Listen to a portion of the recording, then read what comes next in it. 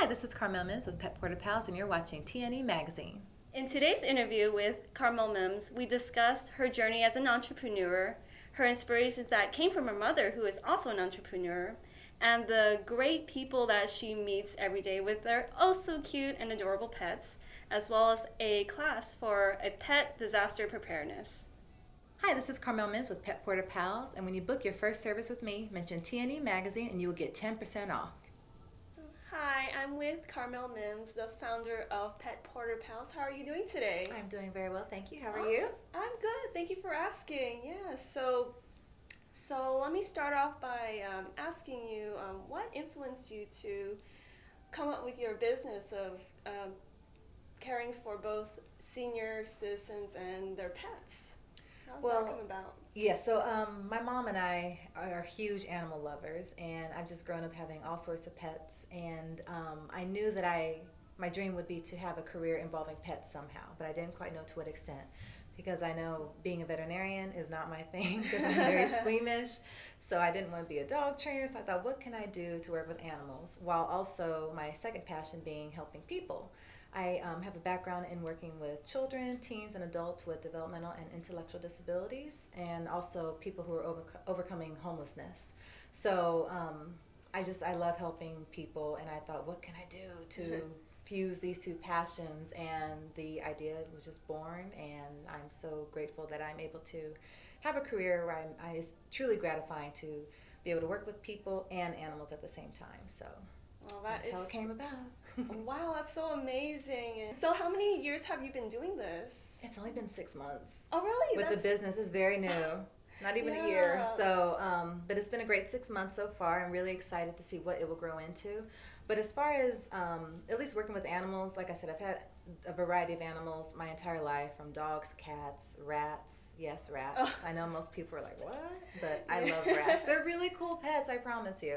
Okay. A turtle, a rabbit. So I have experience in caring for a variety of pets, and a few years ago I would dog sit and pet sit for friends and family members and take their pets on their errands. So I'd had informal experience with that, but now it's formal. It's a business, and I'm a professional at it. So yeah, it's good. Yeah. 6 months as a professional. It is, yeah. That's an awesome feat to have. Mm-hmm. And what about with senior citizens? What is your experience with the caring for senior citizens? That kind of aspects. Well, I don't really care for the seniors themselves. It's more so, but as far as my experience with them, aside from my grandparents and just in the community. Let's see, I did have a few senior clients when I worked at the homeless shelter. So that was I don't really have too much experience working with seniors, but I feel like I'm able to really connect with them. Actually, I have a client right now. She's a senior woman, but she doesn't have any pets, but I take her on her errands. She's not driving right now, so I take her to her doctor's appointments and to the grocery store, wherever she needs to go. And she's so funny. She's such a spitfire. This woman, I love her. She's 83, I believe, but she has her wits about her. She's awesome. So I feel like I'm really able to connect with seniors in a way that would make it easier for me to do this business successfully, because they can, no offense, be a little difficult. A little. I mean, we all have our moments, but as you get older, it can be a little bit more challenging. But I love seniors. They're wonderful. So it seems like you're the only staff, or it's just me. Yeah, it's just you. I do it all, the accounting and social media and the actual groundwork. I do networking. It's all on me. So the goal is to definitely hire staff as time goes on, where I'm able to expand my service area. But for now, it's just me. It's one woman show, but it's okay. I like it. Yeah, good. Get a lot of experience from that. Yes, definitely. So do you hire volunteers for the time being, or? It's funny you mention that. A lot of people do ask, can I volunteer? Yeah. I love animals. I would love to help you. And I say, well, I can't think of anything right now, because I'd be a little leery to hire a volunteer, or to have volunteers come on board, because a lot of my work involves going into the person's home and providing whatever care they may need, whether it's dog walking or taking their pet to the vet or groomers or cleaning out a small animal cage. So it's really personal. It's not something I'd want a volunteer to accompany me with on. So maybe if I'm doing a networking event where I have a table and trying to promote my business, that would be something I probably would have a volunteer join me on. So that's a good idea now that you mentioned that. Yeah, so there you go. Put that away and remember. Yes, thank you. I didn't think about that until right now. Yeah, thank you. You're welcome. Yeah. So since you started the business 6 months ago, how do you think that your business would impact the community in Pasadena or even around that community? Oh, I think it would have such a positive impact because a senior woman I met last week, she said, "Oh, I wish I met you 6 months ago because I had to give up my cat. I fell. I think she said she fell, but whatever the circumstance was, she had to give up her cat, and she was just devastated. She started tearing up, and I'm like, oh my gosh, I wish I met you 6 months ago too." So it's moments like that I really feel like it would make a positive impact for seniors in particular who are at risk of losing their pet because of their inability to maintain the day-to-day care that's required. And because pets are family, and to have to surrender your family member because you can't take care of it, that's a very heartbreaking decision and outcome, and it's something I want to prevent from happening. So I think that by the services I provide, even something as simple as walking the dog or taking them to the vet, that as long as that's keeping the pet in the home, it's making such a positive impact on the senior mentally and physically, emotionally, and just overall bringing them quality of life and improving their overall well-being. So that's what I want to do. Yeah, that's fantastic. Thank you. I admire your perseverance and your positivity. Thank you. In caring for both your client and their pets. So I do. They really like you, don't they? I hope so. Yeah. I hope so. But yeah, no, I do think like I said, I'm able to really connect with them. So, and having that relationship, not only with your pet, but just that human contact, that relationship, especially with seniors as they get older, they tend to become a bit more isolated. If their friends start passing away, and if their family really isn't as involved in their life anymore, or if they're out of state, so they tend to be alone. And that's why if they have a pet, that pet is their world, and I want to do everything I can to make sure that pet is as healthy as possible and lives as long as it can.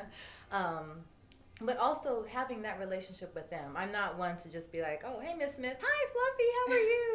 I'm not making it just about Fluffy. I definitely want to connect with the person too and have that human connection that is so vital to our well-being, while also making sure that their connection with their pet is maintained. Yeah. So trying to cover both, like make sure the person's happy and then the pet's happy. You're really inclusive. Yeah. I try to be. Yeah, and then they see you as like the second family, or. That's the goal. I would love to be able to be seen as a family, as a family member, someone close, a close friend. Yeah. Maybe not so much family. Maybe that's a little bit intrusive, but definitely a close friend. I don't want them to say, oh yeah, it's like that's my granddaughter. Unless they want to see me as a granddaughter, then that's okay. I don't mind, especially if they don't have grandchildren. So I can be their adopted granddaughter. Yeah, there you go. And they can spoil me. Oh, yeah. Yeah, that will be good to have.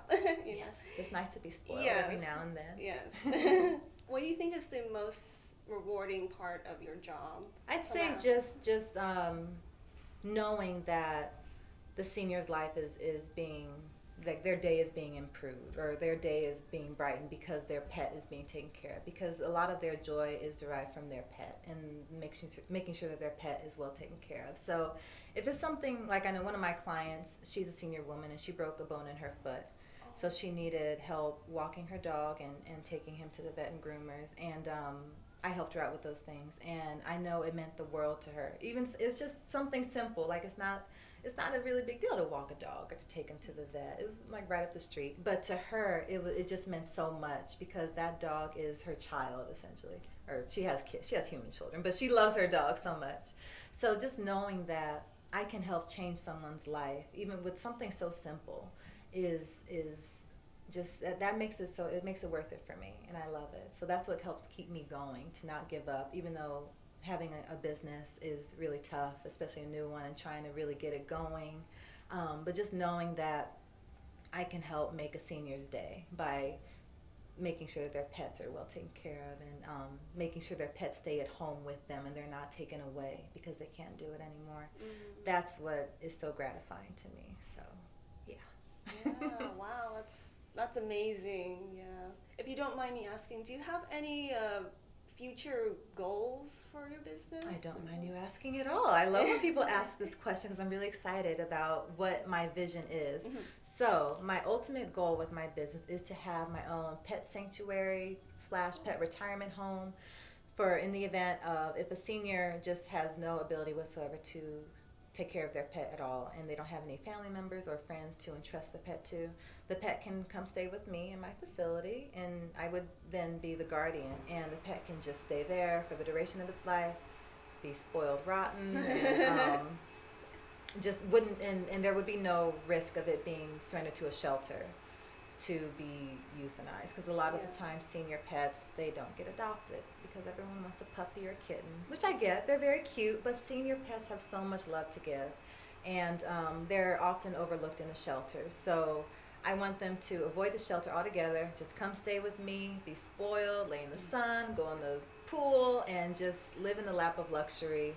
And also for people who are in hospice, if they have a pet, and to give them peace of mind knowing that if their pet outlives them, then the pet can stay with me. And just anyone who has a pet trust, say, hey, you never know. You might walk outside and get hit by a bus, unfortunately. We never know when our time is. So just to have that peace of mind knowing if something happens to me, my pet will be taken care of. And I want to give people that peace of mind while giving pets a safe haven from ending up in a shelter where they may never leave or maybe euthanized or adopted into a home that may not be the best situation for them. So I want to make it as comfortable as possible. And it would be my own little version of a pet sanctuary, I guess. And that's what I've always wanted. If I won the lottery, I would totally start a pet sanctuary. So hopefully you win the lottery. I know, I have to buy tickets. Yes. In starting your business, do you have any skeptical people or people who don't really are reluctant to entrust you with their pets? Do you have any? Not yet. Not yet? I hope not ever. But I mean, I can understand if there is some reluctance, especially if they don't know me and if they look me up online and contacted me. I'm sure there would be a little reluctance, but I would try my best to put them at ease and say this is my experience and just try to connect with them, let them know I'm not a serial killer, I'm not a sociopath, I will not murder you. So and just try to see that it is a genuine person that I am and a genuine connection and relationship I'm trying to form with them and their pet and really just trying to help them out and not having any ulterior motives. So I mean, there are always going to be skeptical people, but I haven't come across them yet. Hopefully not ever, but we'll see. I'll let you know. Yeah, that's good. Yeah, yeah, you have a good streak. So far, so yes. so good. Yeah, nice, very nice. Hi, my name is Carmel Mims with Pet Porter Pals, and I specialize in helping seniors take care of their pets, especially if the senior is experiencing mobility difficulties or if they're no longer driving. I do everything in my power to make sure that the pet's needs are met and that they stay in the home with their special seniors and not surrendered to a shelter. I can be reached at www.petporterpals.com. All my contact information is there, and you can follow me on Facebook, Twitter, and Instagram.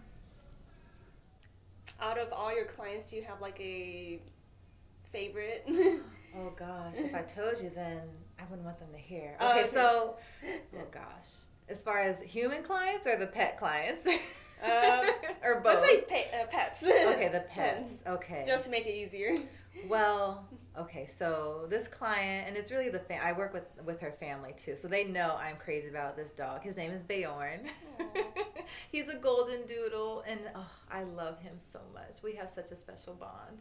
So when I go to his house to go walk him or take him to his errands, he knows the sound of my car when I pull up in the driveway, and he goes to the window, he starts barking out of excitement, and he gets so happy. I'm like, oh, it just warms my heart because he's excited to see me, and it's like I'm excited to see him too. And he knows my name because his mom will say, Carmel's coming. Carmel's going to come and walk you, and he'll perk up, and he'll look at her, and one time he even kissed her on the cheek as if to say, oh my gosh, are you serious? She's coming? And so just knowing that we have a special bond. But I love all my clients, but I just have a special bond with Beorn. I spend a lot of time with him. I walk him, take him to the dog park, and groomers, and vet, and doggy daycare. So we spend a lot of time together, but I love all my clients, human and pet. I don't discriminate, but yes, Beorn I would say is my boy. Aww. And he's so cute. He gets a lot of compliments on our walks. People don't pay attention to me. It's always about Beorn. Like, oh my gosh, he's so cute. He's so adorable. I'm like, hi, I'm here too. But yeah, so he's wonderful. Yeah, so all the dogs get all the attention. Yeah. It's actually a great way to connect with people. When you're walking a dog, I don't know what's wrong with us Californians, but we don't talk to each other when we're walking on the street.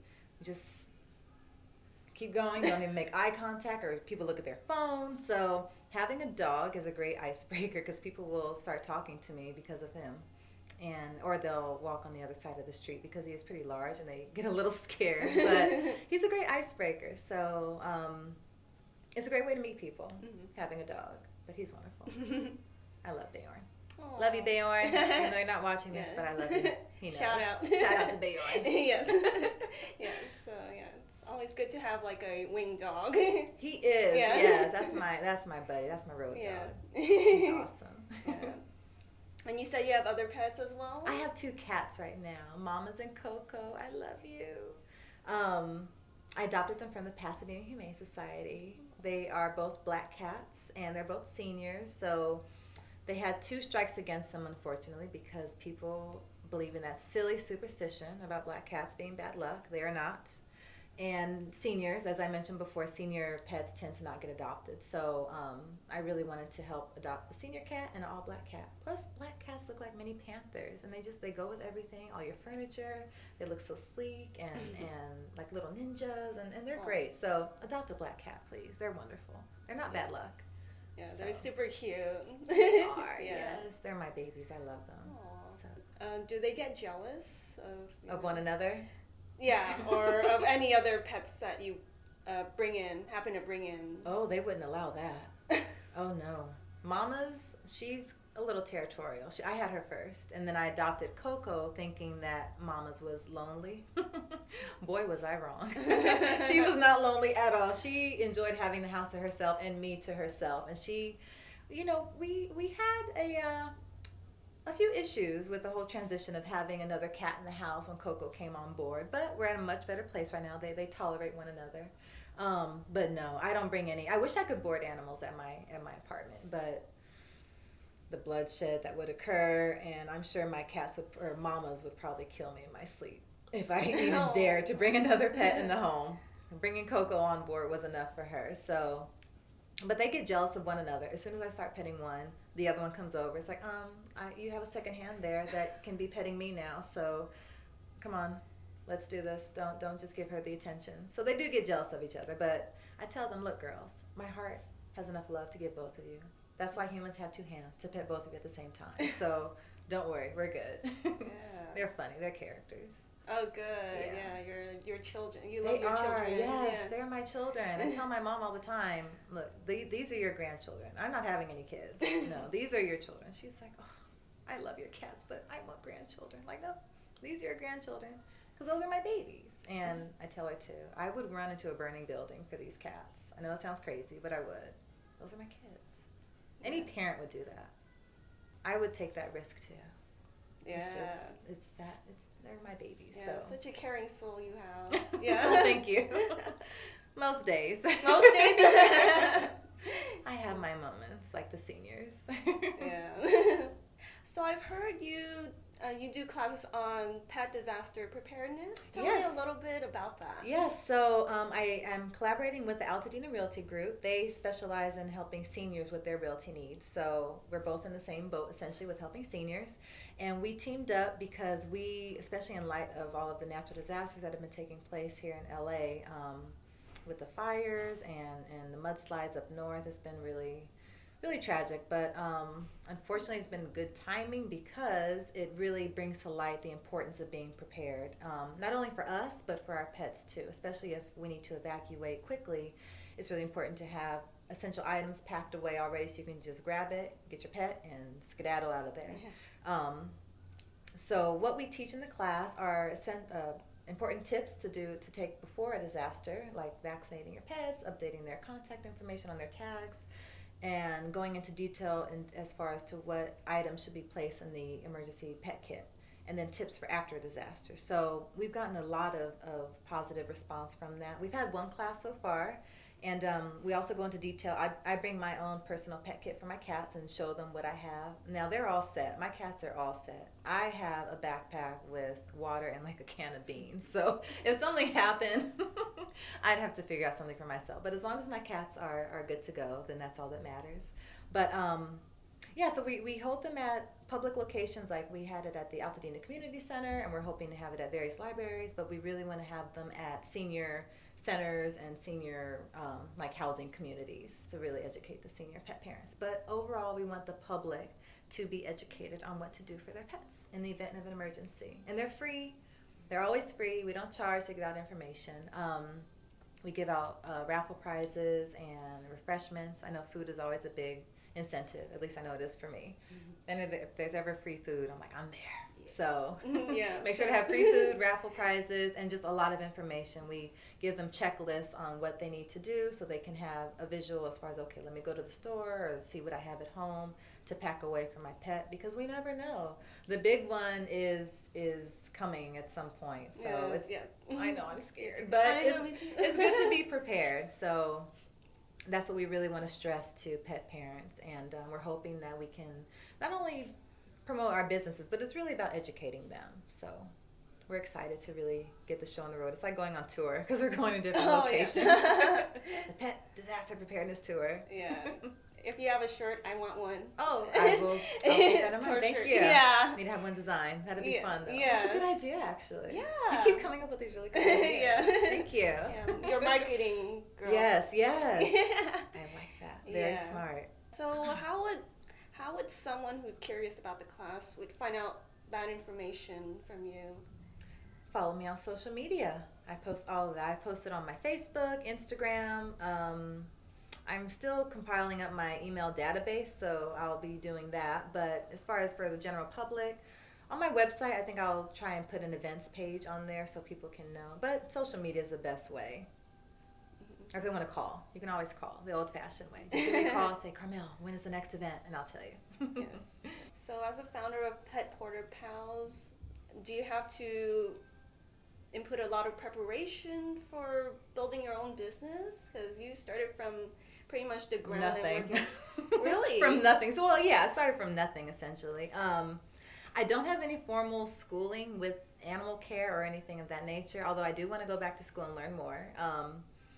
And let's see, as far as entrepreneurship, none at all. My mom has been an entrepreneur for over 25 years, and growing up, because she was a single parent, so there was, the entrepreneur work life, the income, it fluctuates, it's up and down. So I saw the stress that she went through, and I said, I will never be an entrepreneur because I see how stressful it is. I just want a 9-to-5, and just it's steady income. You know how much you're going to get with an entrepreneur. Schedule, you never know. So I swore up and down I would never be an entrepreneur, and look at me now. But no, it's really actually how the idea also came into being was my mom and I were participating in an entrepreneurship training program, and it was really for her business, so she could learn any new tricks of the trade, especially with social media, and I was going with her to help her out. And that's when it kind of, the light bulb came on for me regarding my business. And other than that, though, I didn't have any experience with entrepreneurship. I didn't know anything. But the class really helped me out as far as the steps you need to take as an entrepreneur. Everything from naming your business to the licensing and the permits, and it's a lot. It is a lot. So other than that, there was no training. It's just courage, faith, and a little delusion, like, okay, can I do this? But no, it's been fun. So yeah. Great. I think those are the important things to you. That's all you need, really. Yeah, and the great support network. My mom has been my biggest cheerleader. She jokes around. Well, she's serious, but she'll say, I promote your business more than I do mine. So she's been wonderful. And networking groups that I'm a part of, they've been great. And people just taking me under their wing because they know I'm new at this. It's my first business, and I don't really know what I'm doing, essentially. I know what I'm doing with the pets. Don't worry. I know what I'm doing with that. But as far as the behind-the-scenes aspect, there's so much, and there's so much to learn. So people have been really supportive with me and saying, here, I'll show you what to do. This is what I've done, what worked for me, what didn't work for me. let me introduce you to this person, talk to this person. So it's been so great having that support system. And I think that's what's really key for a lot of entrepreneurs, is to have that support system and just the perseverance, not to give up.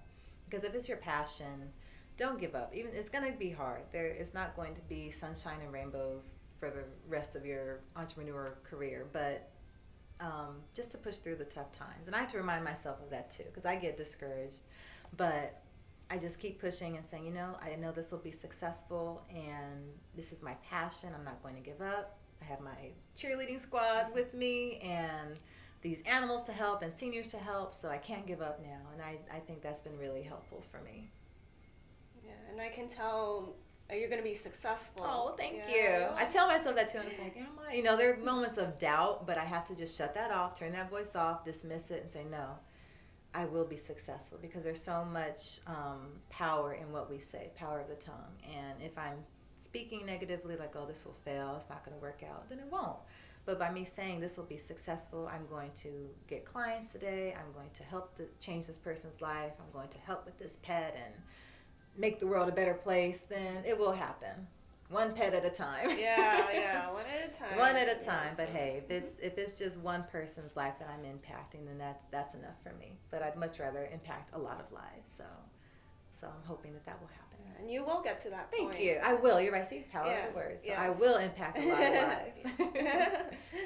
So where can people find your business if they were to look you up? Go to my website, petporterpals.com. I'm on social media, on Instagram, Facebook, and Twitter. It is such an ordeal with all of the social media. Gosh, I need to hire someone. If anyone wants to do free social media work, please contact me. You can do it for me. But they can contact me there. My phone number is on my website, as well as my email address. You can contact me at any of that information, track me down, and I will respond to you and answer any questions you may have, help out anyone that you may know of that needs assistance. And not just seniors. I specialize with seniors, but I also assist people who are recovering from an injury or illness, or maybe a surgery, and they're having trouble just maintaining the day-to-day pet care tasks, so I can help them out with that, but especially with seniors. That's my specialty. So if you have a mom or a grandma or grandpa that needs help, give me a call. I can help them out. Yep. You would be in good hands with her. Yes, they'll be in very good hands. Yes. Well, thank you so much, Carmel, for the interview. It has been phenomenal. Oh, thank you so much. I've enjoyed every second. Yes. It's been fun. Yes, it's been fun. Thank you. Of course, you're welcome. Thank you so much, everyone, for being present and tuning into my show. If you want a more exclusive look to my show, as well as other amazing shows on T&E, please go ahead and subscribe to readtnemag.com.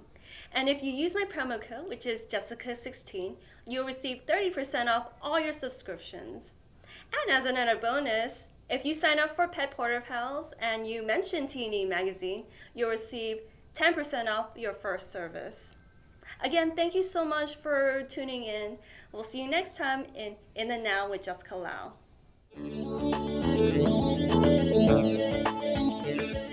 Thank you.